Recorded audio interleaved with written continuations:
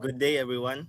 We are Group B, and this is our report, group observation ng PT1 PLC familiarization. So, question number one. And question number one, in group observation one, what happened to the lamp when push button was pressed and then released? In the individual answer, the answer is the energize because it is in program mode, and the group answer is the same as the individual.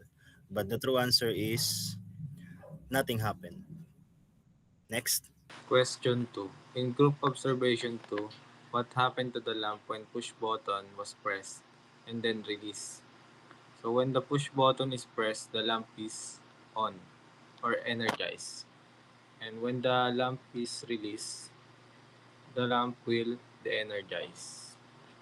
In question number 3, in group observation 3, what happened to the lamp when push button was pressed and then released? When push button was pressed, the indicator light will energize and when released, and then de-energize when released.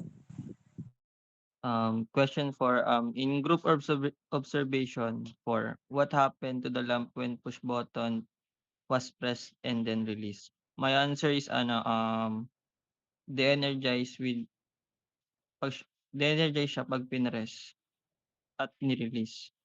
Same answer din sa group question. Ay, group answer. Group observation 5. What happened to the lamp when push button was pressed and then released? So the lamp,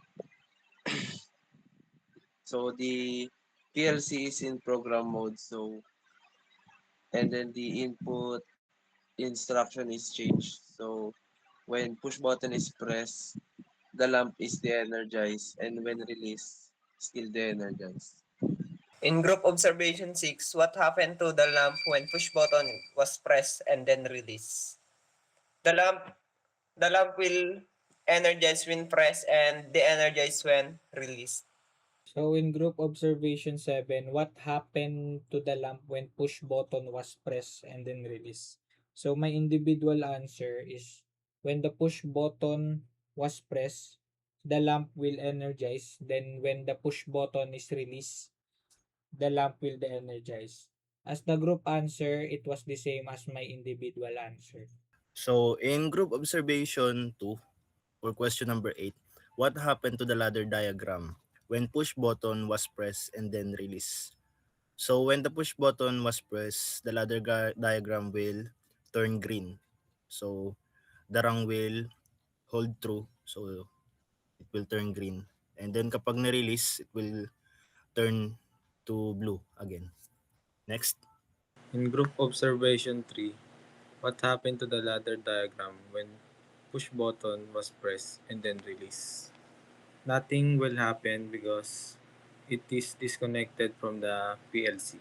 In group observation for what happened to the ladder diagram when push button was pressed and then released? My the group answer is nothing happened.